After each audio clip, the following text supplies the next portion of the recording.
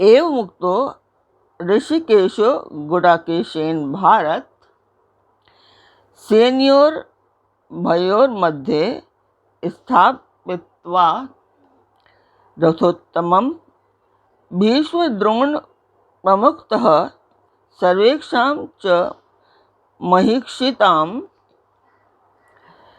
उवाच पार्थ पश्यता संवेतान कुरु नीति। नमस्कार व्यूअर्स, और आप सब लोग कैसे हैं? आशा करती हूँ आप सब लोग अच्छे होंगे, स्वस्थ होंगे और मेरा रामचरितमानस का पाठ अवश्य ही देखते होंगे। तो सबसे पहले हम जान लेते हैं कि कल तक हमने कहाँ तक पढ़ा था और कहाँ तक जाना था। रामचरितमानस का ये बालकांड पाठ चल रहा है। कन्या सब सुलक्षणों से संपन्न है। ये हिमाचल की बेटी हैं पार्वती। नारद जी आए हैं तो उनसे हिमाचल पूछ रहे हैं कि बताएं आप कि मेरी बेटी कैसी है।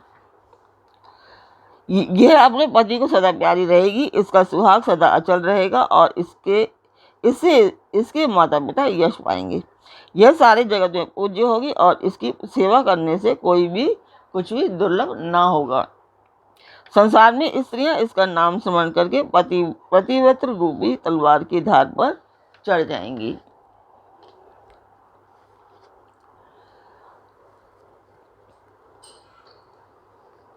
यहाँ तक हमने कल जाना था।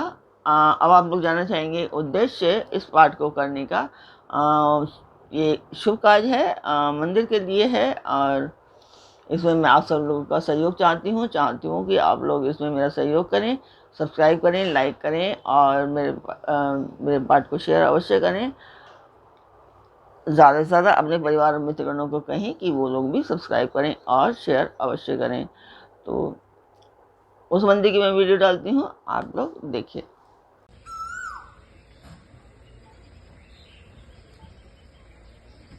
शुरू में जो ये श्लोक भगवत गीता से मैंने लिए, इसका मैं हिंदी अनुवाद करती हूँ। संजय बोले, हे धृतराष्ट्र, अर्जुन द्वारा इस प्रकार कहे हुए महाराज श्री कृष्णचंद्र ने दोनों सेनाओं के बीच में भीष्म और द्रोणाचार्य के सामने तथा संपूर्ण राजाओं के सामने उत्तम रथ को खड़ा करके इस प्रकार कहा कि हे पार्थ, युद्ध के लिए जुटे हुए इन कौरवों को देख। महाभारत सभी ने देखी होगी टेलीविज़न पर और सभी लोग जानते हैं कि संजय धृतराष्ट्र को ये समझा रहे थे। तो बाकी का आपको पीछे का मैं नहीं बताती हूँ और तो मैं सीधे अनुवाद करती हूँ। तो उम्मीद करती हूँ आप सभी को ये अच्छा लग रहा होगा, समझ में आ रहा होगा। तो मंदिर की वीडियो आपने देखी, आपको कैसी लगी, आपको मेरा पाठ कैसा लगता है अवश्य बताएं। अच्छा लगता है वो भी बताएं और उसमें कमियां दिखाई देती हैं आप लोग मुझे वो भी बताएं, मुझे बहुत अच्छा लगेगा। तो अब आते हैं हम अपने पाठ पर। स्वागत करती हूँ मैं आप सभी का अपने इस कार्यक्रम रामचरितमानस के बालकांड पाठ में। हे पर्वतराज, तुम्हारी कन्या सुलक्षणी है। अब इसमें जो 2-4 अवगुण हैं उन्हें भी सुन लो। गुणहीन, मानहीन, माता पिता विहीन, उदासीन, संशयहीन यानी कि लापरवाह। ये नारद जी आए हैं तो हिमाचल पूछ रहे हैं कि अपनी पुत्री के बारे में। तो वो पुत्री के बारे में, पार्वती के बारे में बता रहे हैं। योगी जटाधारी, निष्काम हृदय, नंगा और अमंगल वेश वाला ऐसा पति इसको मिलेगा। इसके हाथ में ऐसी ही रेखा पड़ी है। नारद मुनि की वाणी सुनकर और उसको हृदय में सत्य जानकर पति पत्नी हिमवान और मैना को दुख हुआ और पार्वती जी प्रसन्न हुई। नारद जी ने भी इस रहस्य को नहीं जाना, क्योंकि सबकी बाहरी दशा एक सी होने पर भी भीतरी समझ भिन्न भिन्न थी। सारी सखियां पार्वती, पर्वतराज, हिमवान और मैना सभी के शरीर पुलकित थे और सभी के नेत्रों में जल भरा था। देवऋषि के वचन असत्य नहीं हो सकते, यह विचार कर पार्वती ने उन वचनों को हृदय में धारण कर लिया। उन्हें शिवजी के चरण कमलों में स्नेह उत्पन्न हो गया, परंतु मन में यह संदेह हुआ कि उनका मिलना कठिन है। अवसर ठीक ना जानकर उमा ने अपने प्रेम को छिपा लिया और फिर वे सखी की गोद में जाकर बैठ गईं। देवऋषि की वाणी झूठी ना होगी, यह विचार कर हिमवान, मैना और सारी चतुर सखियां चिंता करने लगी। फिर हृदय में धीरज धरकर पर्वतराज ने कहा, हे नाथ, कहिए अब क्या उपाय किया जाए।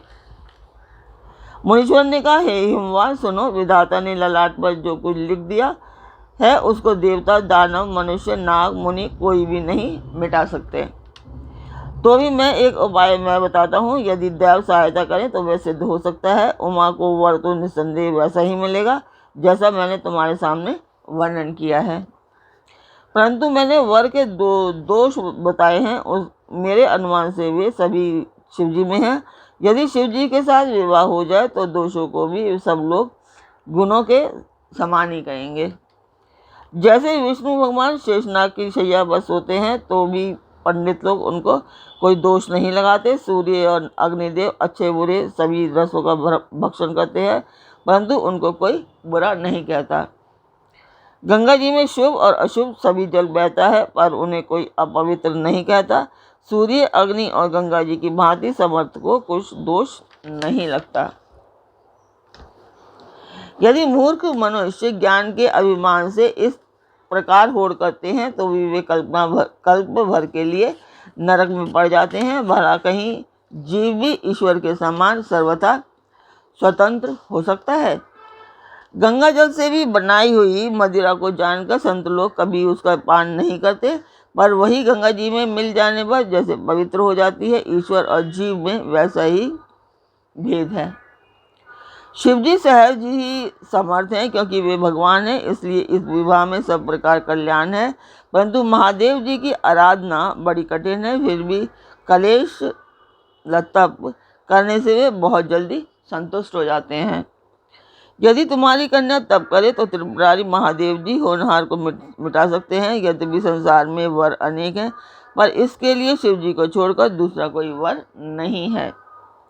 शिवजी वर देने वाले, शरणागतों के दुखों को नाश करने वाले, कृपा के समुद्र और सेवकों के मन को पसंद करने वाले हैं।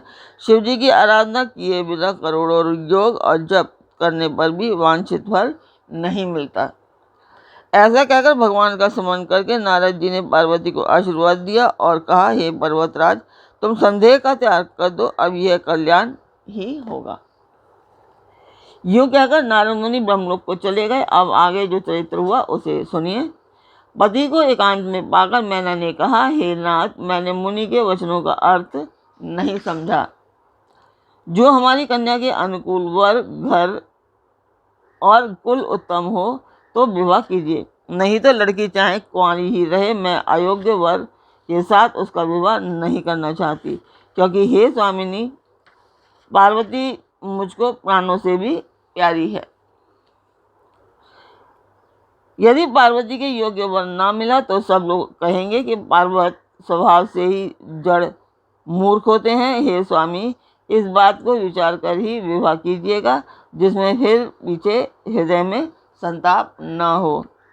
इस प्रकार कहकर मैना पति के चरणों पर मस्तक रखकर गिर पड़ी। तब हिमवान ने प्रेम से कहा, चाहे चंद्रमा में अग्नि प्रकट हो जाए, पर नारद जी के वचन झूठे नहीं हो सकते। हे प्रिय, सब सोच छोड़कर श्री भगवान का स्मरण करो। जिन्होंने पार्वती को रचा है वे ही कल्याण भी करेंगे। अब यदि तुम्हें कन्या पर प्रेम है तो जाकर उसे यह शिक्षा दो कि वह ऐसा तप करे जिसे शिवजी मिल जाए। दूसरे उपाय से यह कलेश नहीं मिटेगा। नारद जी के वचन रहस्य से युक्त और सकारण है, और शिवजी समस्त सुंदर गुणों के भंडार हैं। यह विचार कर तुम संदेह को छोड़ दो, शिवजी सभी तरह से निष्कलंक हैं। पति के वचन सुन मन में प्रसन्न होकर मैना उठकर तुरंत पार्वती जी के पास गई। पार्वती को देखकर उनकी आंखों में आंसू भर आए। उसे संदेह के साथ गोद में बिठा लिया, फिर बार बार उसे हृदय से लगाने लगी। प्रेम से मैना का गला भर आया, कुछ कहा नहीं जाता। जग जननी भवानी जी तो सर्वज्ञ ठहरी, माता के मन को दशा को जानकर वे माता को सुख देने वाली कोमल वाणी से बोली, माँ सुन, मैं तुझे सुनाती हूँ। मैंने ऐसा स्वप्न देखा है कि मुझे एक सुंदर गौण वर्ण श्रेष्ठ ब्राह्मण ने ऐसा उपदेश दिया है। हे पार्वती, नारद जी ने जो कहा है उसे सत्य समझकर तू जाकर तप कर।